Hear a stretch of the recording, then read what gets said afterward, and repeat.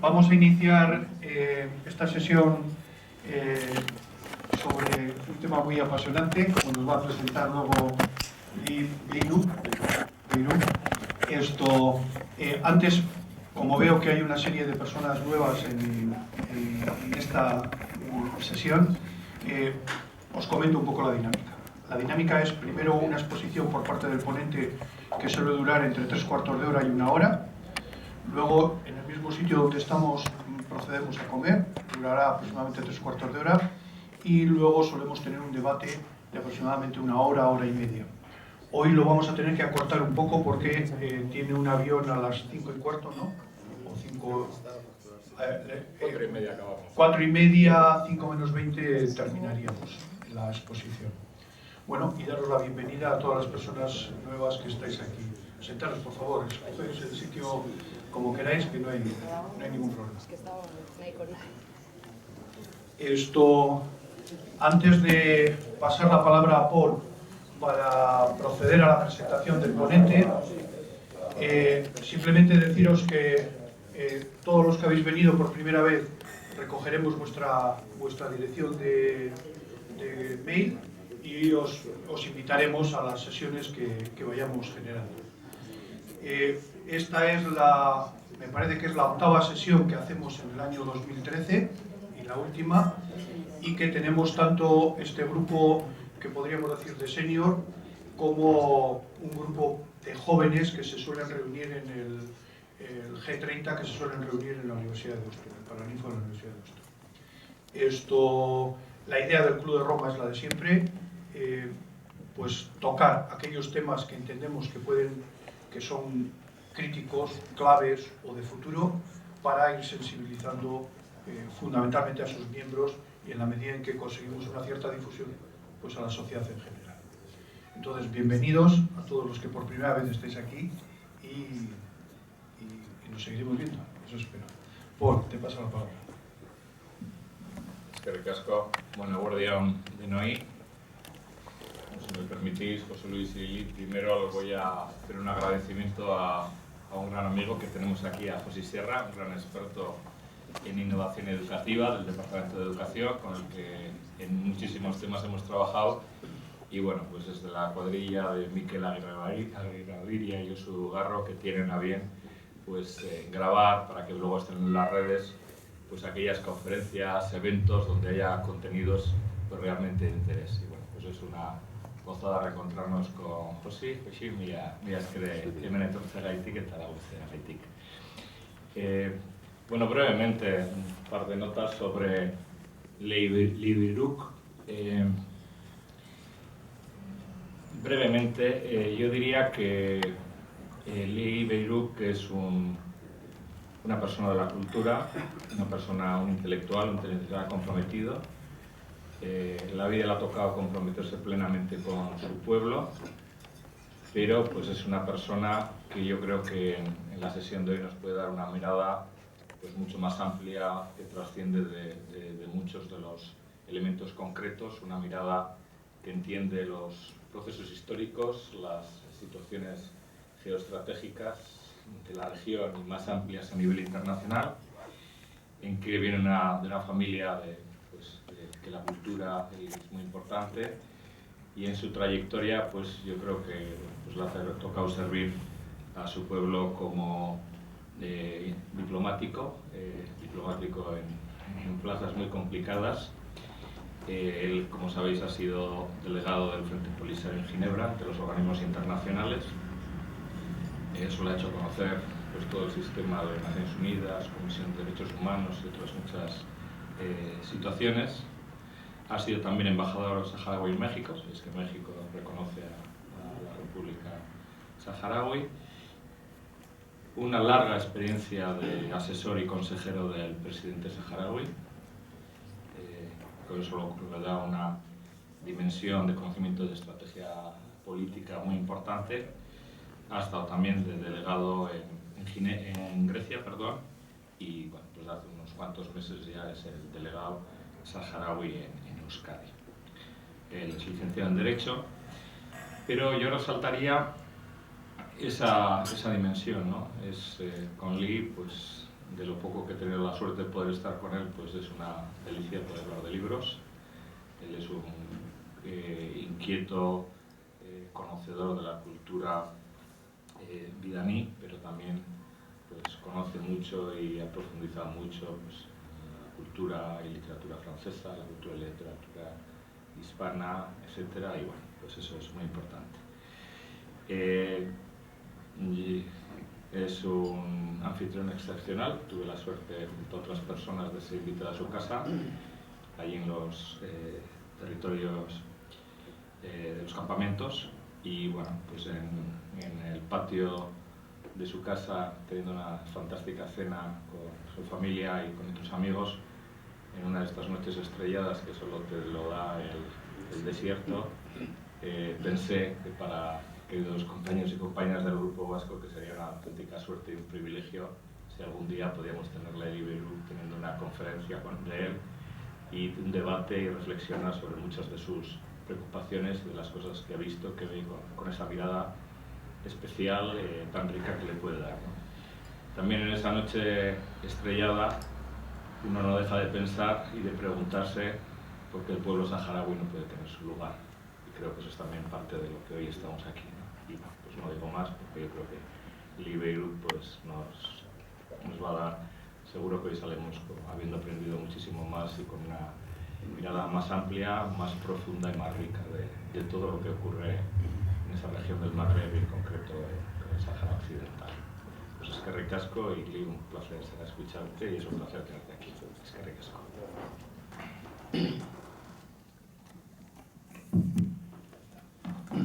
Buenos días a todos. Primero quiero expresar mis sinceros agradecimientos al Grupo Vasco del Club de Roma por la gentileza de ofrecernos esta tribuna para dar a conocer la problemática que desde hace ya 40 años nos hemos visto aventados en una actitud absolutamente de irresponsabilidad por parte de la potencia económica de España. Y hacer extensivo mis agradecimientos a todos los asistentes y a nuestro amigo Paul. Gracias a él nos encontramos hoy aquí. Creo que Paul me lo ha hecho un poco difícil, me ha hecho tantos encomios que me ha comprometido, sinceramente. De todas formas, encantado de conoceros a todos y si no les importa, voy a empezar a...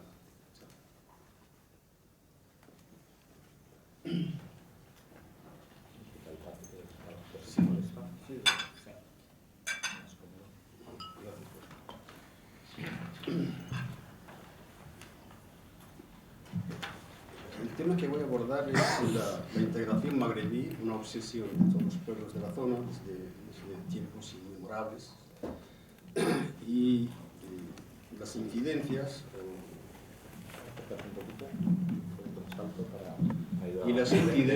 de este conflicto saharaui sobre la progresión en la concretización de esta ambición de los pueblos del Magreb árabe.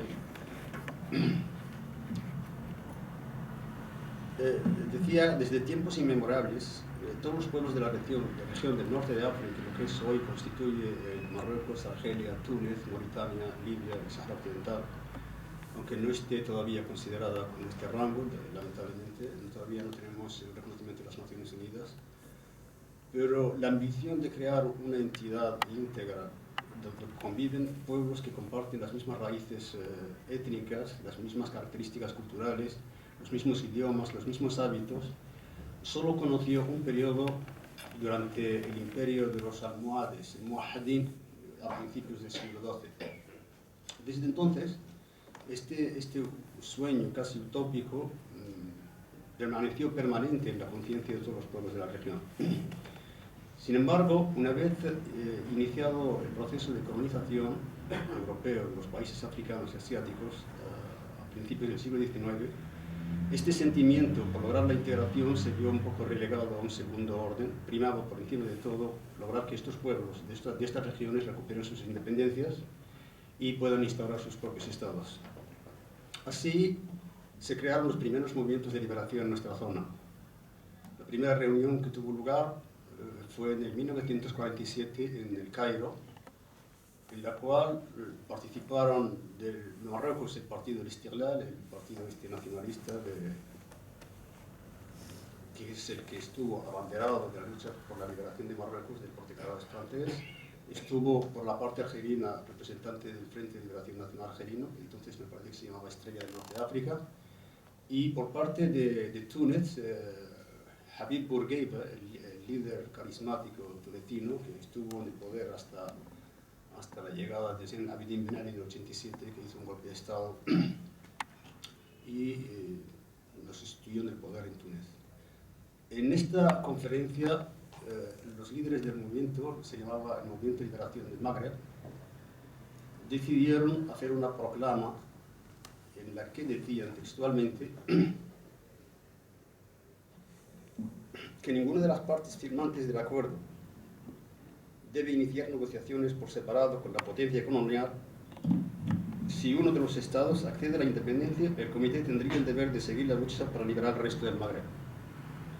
La carta preconizaba que mancomunadamente todos los movimientos del norte de África lucharían por lograr su independencia y que estaba absolutamente restringido o prácticamente prohibido que ninguna de las partes negocie con la potencia colonial al margen del resto de las colonias. Sin embargo, este compromiso se vio violado desde el primer momento cuando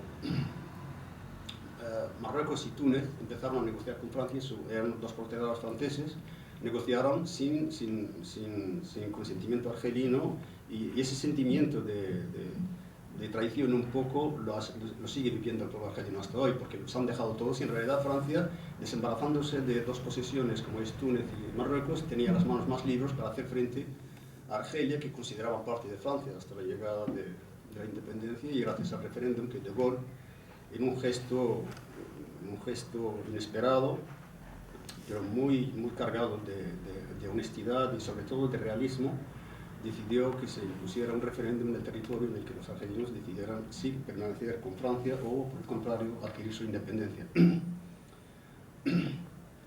Desde entonces, pasaron unos años y se reunieron de nuevo los líderes de estos partidos, de este frente, se reunieron en Tánger en 1958, y las proclamas eran las mismas, seguían en el empeño de seguir el combate por la independencia del resto de los países, pero tan pronto como fue independizada Argelia, es decir, en 1960, Marruecos sin preámbulos invade la parte sur-occidental del territorio argelino, pretendiendo que tanto Tuat como Béchar y Tindouf pertenecían a Marruecos. En una remota historia oscura en el tiempo, Marruecos llevaba a cabo expediciones militares que llegaron incluso a Tombuctú, al norte de Malí. De hecho, el norte de Malí también forma parte de las reivindicaciones marroquíes, sobre todo del partido de Istiqlal, y consideraban que las fronteras de Marruecos naturales empezaban desde Tánger y terminaban en la orilla norte del río Senegal. Abarcaban todo el Sahara Occidental, toda Mauritania, parte suroccidental de Argelia y el norte de Malí. Tombuctú era la capital cultural del país. Y Moulay Ismail, uno de los reyes, el segundo de la dinastía alauita que gobierna actualmente, hizo una expedición en el siglo XVIII y trajo como esclavos a 150.000 negros del imperio de Malí. Yo creo que existe la tesis que confirma que los señores que trabajan en los palacios actualmente en Marruecos son de color y son descendientes de esos 150.000 que Moulay Ismail trajo por la fuerza desde Malí. Pero estas reivindicaciones marroquíes tuvo que mediar la Unidad Africana, el entonces presidente de la Unidad Africana, que era el emperador de Etiopía, Haile Selassie, y reunidos en sesiones continuas lograron que Marruecos retire sus fuerzas de los territorios argelinos. Hubo enfrentamientos en Firik sobre todo y en otras partes, pero lograron convencer a Marruecos que se retire de los territorios argelinos ocupados, y se firmó una paz que Marruecos nunca respetó, y tampoco respetó la delimitación de fronteras que se suscribió en este acuerdo que se llegó.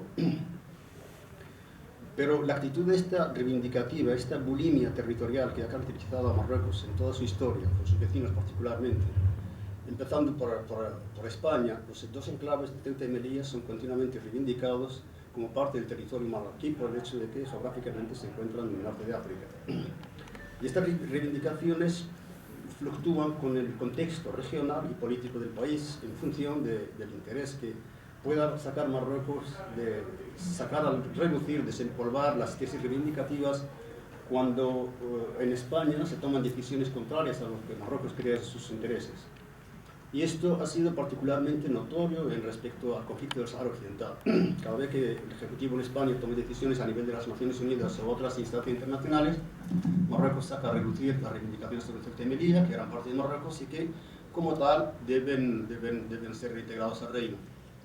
En varias ocasiones incluso depositó el dossier de estas reivindicaciones a nivel del continente africano, la OGA.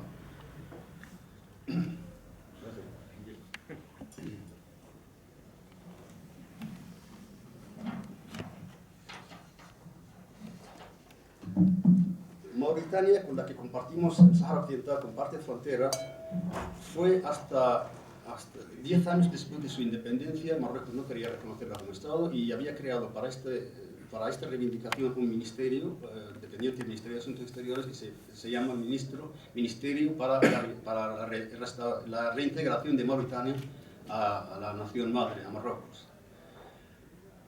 En todos los conclaves internacionales, en todas las conferencias, ya sea a nivel de África o en otras conferencias en las Naciones Unidas, sobre todo en la Asamblea General de las Naciones Unidas, que se reúnen anualmente, Marruecos siempre ha estado reivindicando, y fue gracias sobre todo a las presiones francesas, porque Francia es la que colonizaba también Mauritania y estaba interesada en crear un Estado que colinde con el África, generalmente una África toda, sobre todo esta parte, dependiente de la colonización francesa, y quería pues mantener el Estado mauritano. De hecho, el primer presidente mauritano era un diputado de la Asamblea Francesa, Mokhtar el-Dada.